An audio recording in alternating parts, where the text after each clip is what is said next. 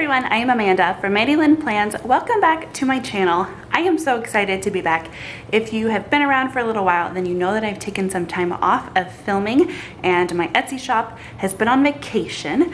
My Etsy shop actually is back open now, so if you've been waiting to place an order, you can go ahead and head on over there. I will have a link in the description box, so that is open. And I just wanted to come on and show you guys kind of how my planning system has changed for the month of July. A lot going on in the month.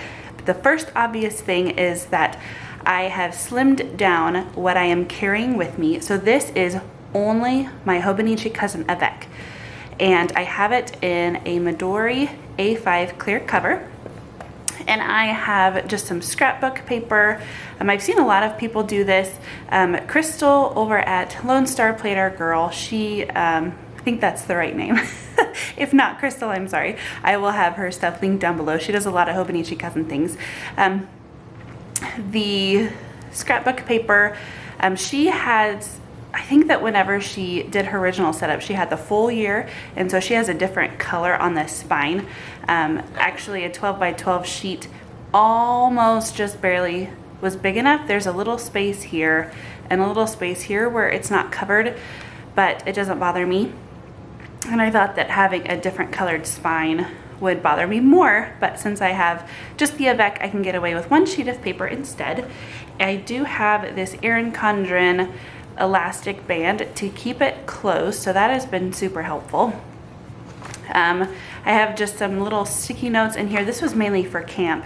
My husband and I were directors at a church camp until we had to leave. We actually had to leave on Wednesday to come to the hospital and have my new daughter. So that is the reason for being the shop being closed and me not being on YouTube. But I did want to go ahead and just show you kind of how my planning style has changed. So this was the week right before camp. This was kind of my normal setup. I did not completely fill it out towards the end of the week, and that is just because it was crazy busy trying to get everything ready for camp.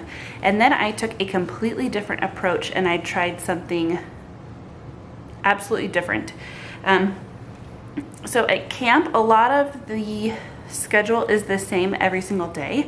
So the only time that's different is Monday morning and Friday afternoon. The rest of it is all the same. And so what I did, I used just my zebra mild liners and I just time blocked out, color coded the schedule and everything.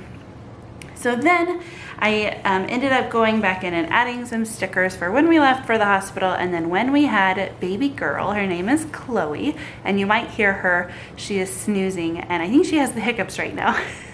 So if you hear her, then there she is. And this was really great for the week of camp because I knew that I wanted this to be filled out for camp, but I didn't want to go overboard, you know, stickers, anything that wasn't necessary. So that was really helpful. And then with baby girl, we actually came home Friday. It was like Friday evening-ish. Didn't touch my planner those first couple days. And then I decided that I wanted to try tracking her in my planner as well, like right alongside appointments and things, and I wanted to see how that worked. So here's my key over here. I have been using these stencils. These are the Hobonichi stencils that you can get from the 1101 site.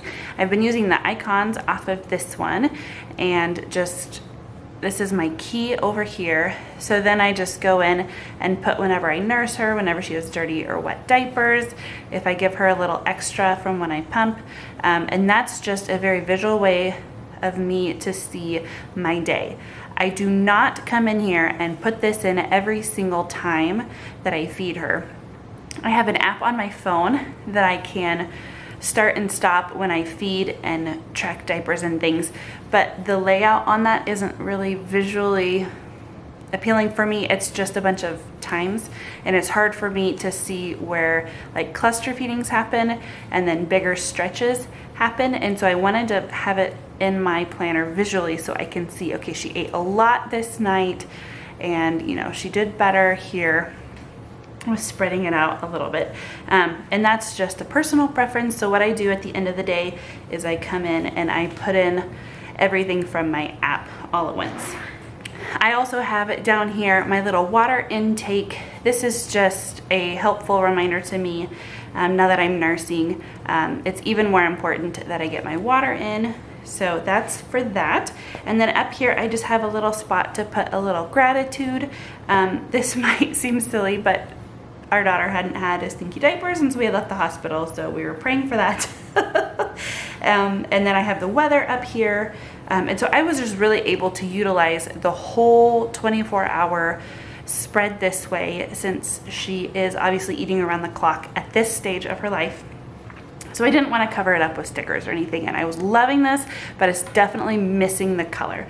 So I was trying to figure out a way to kind of go back and add a little bit of color, but then keep this simplicity at the same time.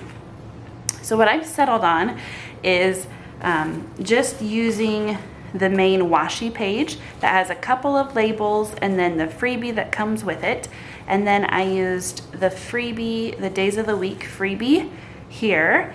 And then I used leftover date dots here. I didn't need a full sheet, and so I didn't want to waste a full sheet. I do keep my leftovers, and I definitely recommend that. And then just a calendar up here. So then I have my key, I have a little spot for to-dos, my water tracker, and then this week we don't have a ton going on. And so my plan is to just still use this same format here. And then I still have, I used washi, but I still have the full 24 hours this way. And I really think that this will be a great mix of both worlds. So I hope you enjoyed that little update on how I've been planning with a newborn. Thank you guys so much for watching. Until next time.